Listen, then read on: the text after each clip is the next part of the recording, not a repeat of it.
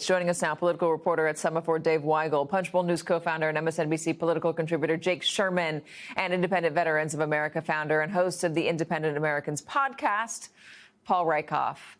Jake, give me the whispers on the Hill among Republicans about this bill. The problem for Republicans, Katie, is that exactly what Tillis just said. Number one, everything that Republicans think was good in this bill, which is tax cuts, the Trump tax cuts, extending the 2017 tax cuts, is being drowned out by what got the most focus in the last week or so, which is the Medicaid cuts. Let's be clear here. This bill cut $1 trillion from Medicaid. To think that nobody is going to feel that is not true. And I had a Republican member of the House say to me the other day, my constituents, a lot of them are on Medicaid, and they're all Trump voters, and they are not interested in me talking about cutting Medicaid funding. This is someone who voted for the bill. Listen, on top of that, I think the big concern of Republicans, and a lot of people have written about this, and it's absolutely true, is that this bill just basically kept things constant, right? Extended the tax cuts. There are some new tax provisions cutting tax on tips and tax on overtime, but the majority of Americans, I don't know about the majority, but a huge chunk of Americans won't feel that. So I think that's the concern, I think. And also the downside for Democrats here, the risk for Democrats, is that the election's a long time away. Can they keep this drumbeat up, especially in a Trump news climate, about what they think is so bad about this bill? And we'll have to see about that. Yeah, I think it's going to depend on the economy. You know, if the economy doesn't get much better, if the inflation doesn't go down, if there's cost rises for things you buy at the grocery store because of tariffs, et cetera, that's going to be a factor, right, Jake? For sure. I mean, we don't know what it's going to look like in November of next year. We just don't know. If there's peace and the economy is rocking and inflation goes down and the market's up and everything's hunky-dory, then maybe no one takes this bill into consideration. But it's important to remind viewers and to remind everybody that the midterm of a president's term is usually not good for the president's party, especially on Capitol Hill. We've seen that time and time again. We saw it in 2018, yeah. Most recently with Donald Trump. We saw it. It's not a hard and fast rule. There have been a couple instances where that has not been the case, but it most of the time is the case. So Republicans have a lot of headwinds. Dave, I think Jake made a really good point about the lack of change in terms of benefits that this bill offers. People are going to maintain their same tax structure. They're going to be paying the same in terms of taxes. It's not like it's going to be offering you even more money. The no taxes on tips could potentially benefit some people. But the side of it that could negatively benefit folks is quite huge. And people might not yet realize that the health insurance that they're on in their state is tied to Medicaid. It might be called something different in that state, and that's going to come as an awakening for some folks. You've been writing about modeling that Democrats have been looking toward for this next election cycle, and Virginia is one of those. Can you explain? Well, yes, in Virginia, the argument is very simple for Democrats. It's that the Trump administration came in and hundreds of thousands of people who had reliable jobs they might have thought they had for life for the federal government are at risk. We saw the Supreme Court act on that this week. There are going to be a lot of layoffs in Virginia. The Democratic messaging in Virginia it's not having to explain what's going on in New York. It's not aspects of the tax bill. It's that this administration is going to make it harder to afford life in Virginia and lay a lot of people off. There are states where that is more complicated.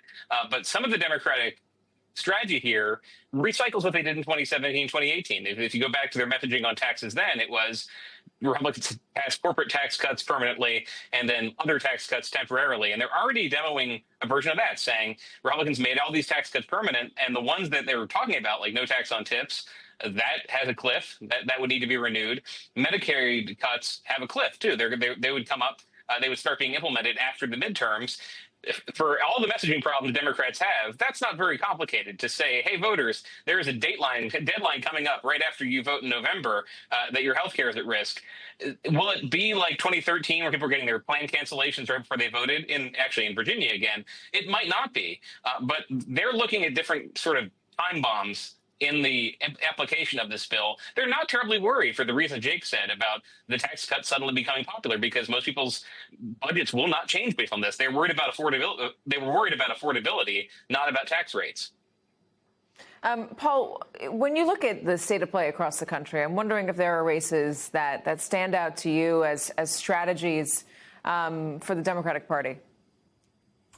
You know, when I look at the entire landscape, what I see is the opportunity for moderates, right? I mean, what Trump is executing here is a pretty extreme agenda. And he's been doing that since he took office. And what he's starting to do now is hit the moderate guardrails, even with in his own party, because he keeps hitting things that are kind of sacred, right? Medicaid is usually something that most politicians won't touch. Firing federal workers is usually something most politicians won't touch. Digging into the VA and cutting 30,000 people there is something most politicians don't touch. Standing with Putin and Russia is something most politicians don't touch. So what you see is people within his own party, from Lindsey Graham to Thom Tillis, all the way over to Don Bacon, who are representing a moderate middle that are pushing back. They have to get reelected next year. Trump doesn't seem to care about the reelection, but independents, moderate Republicans, and moderate Democrats care deeply about these things, and they're feeling them. And Trump may be immune to that, but people in his own party aren't. So I think you've got him hitting these sacred cows in politics, but you've also got almost a regulating effect from guardrails of moderation that are pushing back, and we'll see who wins here. He may not care. He's not up for re-election, but people who are up next year are definitely going to care, and they're definitely going to feel it. Is Elon Musk going to matter? The Atlantic calls him H. Elon Perot, likening him to Ross Perot. Is he going to be a spoiler? I think he matters because he dominates, the media landscape. He has endless resources, and he helped get Trump elected. So wherever he decides to focus his laser will be impacted, especially if he wanted to pour tons of money down ballot. If he tries to create what he's calling a third party that could be a more moderate alternative for Republicans who are frustrated with the direction he's taken him. I continue to focus on the opportunity for independents. You asked about races. Dan Osborne just declared he's running again in Nebraska. This time he's running against the other Republican incumbent who's a billionaire who owns the Chicago Cubs. There's a real yearn for populism. And I think independents like him, a guy named Todd Achilles, who's running now in Idaho, Brian Bangs is another independent veteran running in South Dakota. I think these people are tapping into what the country wants. They want alternatives to Trump, and many want alternatives to Democrats, and they don't have them on the ballot. So when they do, I think these folks have a real opportunity to break through and touch on these issues where working people especially feel really hard hit. That is interesting. And if the voters are going to want populism, if they're going to want a pushback on billionaires, who benefits? Which party benefits? If Elon Musk is going out there and funding a different candidate, does that affect the Republicans? Does it affect the Democrats? Who is Elon Musk most associated with? And I think we should bring in the Mamdani win in the primary here in New York and the roadmap that has given some Democrats. Maybe not on the policy side of things. Maybe you can argue that it's maybe too progressive for parts of the country. Maybe, I'm not sure. But in terms of the messaging on it is us versus the billionaires, Dave. I think the overarching message is that people want change. I'm sorry, I wasn't sure if that was from me, Katie, or not, but I think most people want change, right, guys? Yeah. Oh, I mean, you're the Dave, expert on independence, so I don't mind. But on Elon, Two problems with Elon. One, the premise of DOGE and Elon Musk's administration was that he would cut, as he put it at the Madison Square Garden rally with Trump, $2 trillion from the federal budget. That was going to make it possible for Trump to do everything he wanted without any sacrifice. And there's been sacrifice. In terms of where he competes, that's the question, because Bernie Sanders, who supported Mamdani, is also encouraging people to run as independents in places where Democrats are not competitive. This happened this week with Dan Osborne in Nebraska. He's running again as an independent, progressive on some issues, conservative on others. If Musk finds some states where he can run candidates like that, if they could be spoilers, they could be people who compete with Democrats where no Republican is electable. His brand, however, is terrible. And the last election he was associated with was the Wisconsin state Supreme Court race, which I covered in March and April.